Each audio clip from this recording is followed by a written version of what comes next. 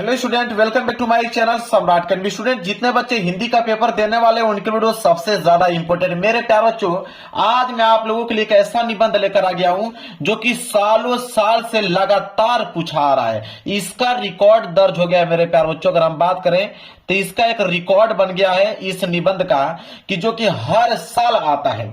चाहे वो आप क्लास 10th का पेपर दे रहे हो, चाहे आप क्लास 12th हिंदी का पेपर दे रहे हो, दोनों ही पेपरों में मेरे प्यारे बच्चों प्रदूषण की समस्या तथा समाधान, यह वाला जो निबंध है मेरे प्यारे बच्चों हर साल आता है। लेकिन मेरे प्यारे बच्चों, निबंध में सबसे कम नंबर बच्चे लेकर आते हैं। वो कम नंबर इसलिए लेकर आते हैं क्योंकि वो किताब से याद करते हैं, या कुछ ऐसे यूट्यूब चैनलों के माध्यम से वो पढ़ के जाते हैं कि जो किताब के द्वारा बताए गए निबंध को वो बता देते हैं, वही याद करके जाते हैं और उसको लिख नहीं पाते हैं सही ढंग से। तो मेरे प्यारे बच्चों, प्रदूषण की समस्या तथा समाधान इतना सिंपल पूरे YouTube चैनल पे आप लोगों को कोई भी निबंध नहीं बता सकता है। और निबंध लिखने का कौन सा ऐसा तरीका है जो कि एग्जामिनर आपको पूरा का पूरा अंक दे। मेरे प्यारे बच्चों, यही वीडियो, स्पेशल वीडियो आप लोगों के लेकर आया हूं कि आप हिंदी के पेपर देने वाले हो और यह निबंध 100% आएगा। 100 क्या, इसको मैं तो 110% गारंटी ले सकता हूं कि यह निबंध आएगा ही आएगा। इसको कैसे लिखना है ताकि पूरा अंक मिल पाए, और वो भी सरल शब्दों में। सरल शब्दों में मेरे प्यारों, अपनी भाषा में।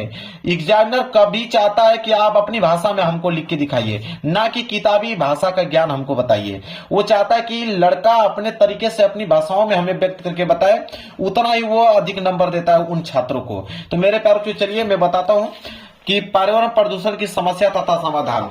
सबसे पहले मेरे प्यारे बच्चों, निबंध जब भी लिख रहे हो, सबसे पहला ये हेडिंग डालने के बाद आपका पहली हेडिंग रूपरेखा होना चाहिए। रूपरेखा में मतलब यह होता है कि इसमें कितना हेडिंग आप लिखना चाहते हो, वो सारे का सारे हेडिंग एक जगह रहना चाहिए। जैसे रूपरेखा मतलब इसमें 5 हेडिंग लिखा गया है, 5 हेडिंग में यह निबंध पूरा समाप्त हो जाएगा। पहला है प्रस्तावना। दुनिया का कोई भी निबंध लिख रहे हो, पहली हेडिंग प्रस्तावना होना ही चाहिए। पहली हेडिंग प्रस्तावना होना चाहिए। इसके बाद दूसरा हेडिंग इसमें मैंने लिखा है कि प्रदूषण का अर्थ, क्योंकि पर्यावरण प्रदूषण की समस्या तथा समाधान पे मैं निबंध लिख रहा हूं तो उसका बताना पड़ेगा ना कि प्रदूषण का अर्थ क्या है। इसके बाद प्रदूषण कितने प्रकार के हैं। फिर चौथा मैंने बताया कि इसका समस्या क्या है और उसका समाधान हम कैसे करेंगे। इसके बाद मैंने बताया कि उपसंहार, लास्ट में उपसंहार होना चाहिए। मतलब फर्स्ट हेडिंग प्रस्तावना और लास्ट हेडिंग उपसंहार होना ही चाहिए। चलिए, इसके बाद हमने हेडिंग डाला है पहला प्रस्तावना। प्रस्तावना देखिए बिल्कुल सरल शब्दों में अपनी भाषा में लिखा हूं कि आजकल प्रदूषण की समस्या बहुत ज्यादा बढ़ रही है। आप लोग भी देख रहे हो कितना तेजी से, तीव्र गति से प्रदूषण बढ़ रहा है। तो आजकल प्रदूषण की समस्या बहुत ज्यादा बढ़ रही है और इस समय हमारे सबसे बड़ी चुनौती जो है वो पर्यावरण को बचाने का है। बिल्कुल, जब तक पर्यावरण को हम बचाएंगे नहीं, प्रदूषण अधिक हो जाएगा मेरे प्यारे बच्चों, तो हम लोग यहाँ धरती पे रह ही नहीं पाएंगे। ठीक है, तो सबसे बड़ी चुनौती तो पर्यावरण को बचाने का है, क्योंकि पानी, हवा, जंगल, मिट्टी आदि सब प्रदूषित हो चुका है। और यदि हमने इस असंतुलन को दूर नहीं किया तो मानव जीवन वाय हो जाएगा। वाय का मतलब होता है नष्ट हो जाएगा, मतलब मानव जीवन नष्ट हो जाएगा और पता नहीं मानव जीवन होगा भी या नहीं, क्योंकि हम लोग दिन रात ऑक्सीजन ही लेते हैं। और जब पर्यावरण में मेरे पास जो प्रदूषण फैल जाएगा तो जो ऑक्सीजन हमारे शरीर में जाएगा वो हमें क्या कर देगा, नुकसान पहुंचाएगा। बीमारी, अलग अलग प्रकार की बीमारियां उत्पन्न होगा जिससे हमारी जान भी जा सकती है। समझ रहे हैं? तो प्रस्तावना में कितना सिंपल शब्दों में, सरल भाषा में मैंने प्रयोग करके लिखा है। और ये देखिए किताबी भाषा नहीं है, किसी भी किताब में मिलने वाला नहीं है। आपको मिलेगा तो सिर्फ मेरे YouTube चैनल पे, और मैं अपने भाषा में इसको व्यक्त किया हूं और सरल शब्दों में, ताकि आपको भी याद हो पाए।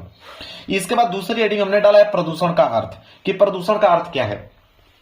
प्रदूषण का अर्थ में हमने बस इतना ही पॉइंट लिखा है कि बढ़ती जनसंख्या जो है वो पर्यावरण के संतुलन को बिगाड़ कर दूषित कर देती है। बिल्कुल, बढ़ती जनसंख्या पर्यावरण के संतुलन को बिगाड़ कर दूषित कर देती है और यह गंदा वातावरण जीवन धारियों के लिए हानिकारक है। बिल्कुल, इतना कम शब्दों में मैंने सब कुछ बयां कर दिया और एग्जामिनर हमसे प्रभावित हो जाएगा मेरे प्यारे बच्चों।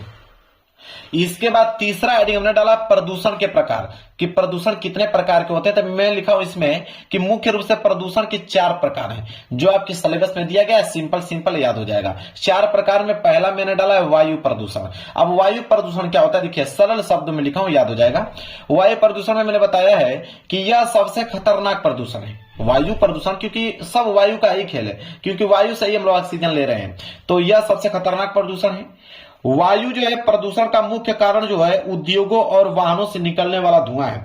आजकल यातायात इतना ज्यादा हो रहा है कि यातायात से जो वाहन है वहां से निकलने वाला धुआं वातावरण में फैल रहा है और बड़े बड़े उद्योग, ठीक है, बड़े बड़े उद्योगों के द्वारा जो धुआं निकलता है वो हमारे वायुमंडल में ही फैलता है और जो हमारे वायुमंडल को, हमारे वायु को क्या करता है, दूषित कर देता है। तो वही लिखा है मैंने कि उद्योगों और वाहनों से निकलने वाला धुआं है। वायु प्रदूषण के कारण वायुमंडल में कार्बन डाइऑक्साइड की मात्रा बढ़ रही है। देखिए कार्बन डाइऑक्साइड की मात्रा बढ़ रही है, बढ़ना चाहिए ऑक्सीजन की मात्रा, क्योंकि हम लोग ऑक्सीजन लेते हैं और कार्बन डाइऑक्साइड हम लोग छोड़ते हैं। अगर हमने पूरा का पूरा कार्बन डाइऑक्साइड लेना चालू कर दिया और कार्बन डाइऑक्साइड छोड़ भी रहे हैं, ले भी रहे, तो भाई जीवन हमारा नष्ट हो जाएगा। तो वही कह रहा है कि कार्बन डाइऑक्साइड की मात्रा बढ़ रही है और इससे पृथ्वी के ऊपर की ओजोन परत का सुरक्षा चक्र बुरी तरह से प्रभावित हो रहा है। ओजोन परत आप जानते ही हो, ठीक है, पराबैंगनी किरणों से हमें बचाता है। अगर ओजोन परत नष्ट हो गया तो भाई समझ लीजिए कि महामारी आ जाएगी। तो कितना सरल शब्दों में वायु प्रदूषण की मैंने व्याख्या किया, नोट कर लो, इतना ही पॉइंट आपको लिख के आना है। आगे चलते हैं, एक लाइन का गैप छोड़ के मैंने जल प्रदूषण लिखा हुआ है, हेडिंग मैंने ब्लैक पेन से डाला हुआ है। जल प्रदूषण में लिखा है मैंने कि उद्योगों और घरों से निकला हुआ कचरा कई बार नदियों और अन्य जल स्रोतों में मिल जाता है, जिससे यह गंदे प्रदूषित कर देता है, ठीक है, जिससे यह उन्हें प्रदूषित कर देता है और जल प्रदूषण के कारण अनेक बीमारियां पैदा होती है। सही बात है, उद्योगों में जो गंदगी निकलती है, कभी भी देखिएगा जहां बड़ा बड़ा उद्योग होगा उसके पीछे नदी होगी या नाला होगा। वो क्या होता है कि उद्योगों से जो कचरा निकला होता है, गंदा पानी निकलता है, वो जाके नदियों में मिल जाता है और नदियों का पानी बहाव कारण जगह जगह पर फैलने लगता है, ठीक है। और हमारे घरों का भी कचरा जो होता है वो हम लोग कई बार नदियों में उसको बहा देते हैं, तो मेरे प्यारों बच्चों वो पानी को दूषित कर देता है। और जब उसमें हम लोग स्नान करते हैं, चाहे कुछ भी करते हैं, उस पानी का इस्तेमाल करते हैं, तो वह जो पानी होता है वो हमें अनेक प्रकार की बीमारियां पैदा करता है। तो जल प्रदूषण बस इतना पॉइंट देखिए, एग्जामिनर भी प्रभावित हो गया और आप भी संतुष्ट हो इससे। इसके बाद है मृदा प्रदूषण। एक लाइन का गैप छोड़ के मैंने मृदा प्रदूषण लिखा है। मृदा प्रदूषण में मैंने लिखा कि मिट्टी में होने वाले प्रदूषण को मृदा प्रदूषण कहते हैं। मिट्टी में होने वाले प्रदूषण को मृदा प्रदूषण कहते हैं और यह मुख्यतः खेती में अत्यधिक कीटनाशक का उपयोग करने से या ऐसे पदार्थ जिसे मृदा में नहीं होना चाहिए उसके मिलने पर होता है। मेरे प्यारे बच्चों, आजकल जो फसल होती है, आजकल एक फसल उगाने में कम से कम 3-4 दवाइयों का प्रयोग हम लोग कर रहे हैं, तो वो मिट्टी की उर्वरता को क्या कर रहा है, कम कर रहा है, खत्म कर रहा है, ठीक है। और अनेक अनेक प्रकार के यहाँ पे कीटनाशक दवाइयां का छिड़काव हम लोग कर रहे हैं जो मिट्टी में नहीं होना चाहिए, वो मिट्टी में हम लोग मिला रहे हैं, तो उससे मृदा प्रदूषण हो रहा है। इसके बाद मेरे प्यार जो चौथा है ध्वनि प्रदूषण। ध्वनि प्रदूषण क्या है कि ध्वनि प्रदूषण किसी भी प्रकार के अनुपयोगी ध्वनि को कहते हैं और इस प्रदूषण से मानव और जीवन जंतुओं में परेशानी होती है। यातायात का मोटर गाड़ियां आजकल मॉडिफाई कर दे रहे हैं लोग, ठीक है, उसका आवाज साउंड इतना ज्यादा कर दे रहे हैं, ठीक है। मोटर गाड़ियों का आवाज, लाउड स्पीकर का कर्ण भेदक ध्वनि, जो डीजे वगैरह साउंड वगैरह देख रहे हो, कितना तेजी से वो यहाँ पे साउंड को प्रदर्शित किया जा रहा है, जो आपके कानों के लिए मेरे प्यार जो सुरक्षित नहीं है। तो ये कह रहा है लाउड स्पीकर का कर्ण भेदक ध्वनि आदि, यह सब प्रदूषण होता है, ठीक है। ध्वनि प्रदूषण में समझ में आ गया आप लोगों को, कोई भी डाउट नहीं होना चाहिए, मात्र 4 लाइन का याद भी हो जाएगा और अपनी भाषाओं में मैंने इसको व्यक्त कर रखा है। एक लाइन का गैप छोड़ के मैंने डाला है प्रदूषण की समस्या। प्रदूषण की समस्या क्या है कि प्रदूषण के कारण मानव के स्वस्थ जीवन को खतरा पैदा हुआ है। प्रदूषण के कारण मानव खुली हवा में सांस लेने के लिए तरस रहा है, बिल्कुल, क्योंकि कार्बन डाइऑक्साइड की मात्रा बढ़ रही है, हमें चाहिए ऑक्सीजन, तो हम खुली हवा में सांस भी नहीं ले पाएंगे। कह रहा है कि प्राकृतिक असंतुलन पैदा हो रहा है, कई तरह के जीवन और प्रजातियां प्रदूषण के कारण जो है वो विलुप्त होते जा रहे हैं। आप देख लीजिए पहले कितने जीव जंतु थे, अब कई जीव जंतुओं का तो नामो निशान मिट गया है मेरे प्यारों को, और उसका मेन कारण यही है प्रदूषण कारण, मेन उसका कारण जो है वो प्रदूषण का ही कारण है। इसके बाद मेरे प्यारों चो अगली हेडिंग है प्रदूषण का समाधान। समस्या तो हो गया, समाधान इसका कैसे हम लोग करेंगे, तो समाधान में हम लोग लिखेंगे कि प्रदूषण कम करने के लिए हम लोगों में जागरूकता पैदा करना होगा, मतलब सबको एकजुट होना चाहिए।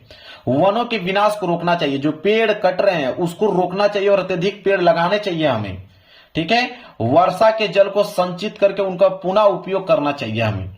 प्रदूषण खिलाफ हमें अभियान चलाने होंगे, तभी जाके प्रदूषण कम हो सकता है, अन्यथा जिस प्रकार प्रदूषण फैल रहा है उसी तरह फैलता चला जाए मेरे प्यारों जो कुछ दिनों और तक, तो समझ लीजिए कि मानव जीवन जो है नष्ट हो जाएगा। इसके बाद लास्ट हमने हेडिंग लिखा है उपसंहार। उपसंहार का मतलब होता है पूरे के पूरे निबंध का निचोड़, लास्ट में आप क्या प्रदर्शित करना चाहते हैं, इससे आपको क्या सीख मिली है। तो उपसंहार में हमने लिखा कि प्रदूषण एक बहुत गंभीर समस्या है। प्रदूषण कम करने के लिए हर व्यक्ति को अपने स्तर पर प्रयास करने की आवश्यकता है। ठीक है, हर एक व्यक्ति को, इस दुनिया में जितने भी व्यक्ति हैं, हर व्यक्ति को प्रदूषण कम करने की आवश्यकता है। हमारा कर्तव्य है कि हम प्रदूषण के खिलाफ अपना योगदान देकर पर्यावरण की सुरक्षा करें। देखिए मेरे पास जो किसी भी किताब में आपको ये मिलने वाला नहीं है, मैंने अपने सोच समझ से सरल शब्दों का प्रयोग करके इस निबंध को मैंने बताया, और लो यह निबंध जो है पर्यावरण के प्रदूषण का समस्या पे समाधान खत्म हो गया। इसलिए बताया मेरे प्यारे बच्चों, यह हर साल आता है, इस बार भी आएगा, इसमें कोई सोचने समझने वाली बात नहीं है, थोड़ा भी डाउट नहीं है, इस बार भी आएगा। और इसी प्रकार आपको लिख के आना है, तभी पूरे में पूरे अंक आप लोगों को मिलेंगे, चाहे आप क्लास 10th में हो, चाहे आप क्लास 12th में हो। वीडियो पसंद है तो वीडियो को लाइक कर दीजिएगा, चैनल पर नया तो चैनल को जरूर सब्सक्राइब कर लीजिएगा। मिलेंगे एक प्यारे से नेक्स्ट वीडियो में, तब तक के लिए मेरे प्यारे बच्चों धन्यवाद।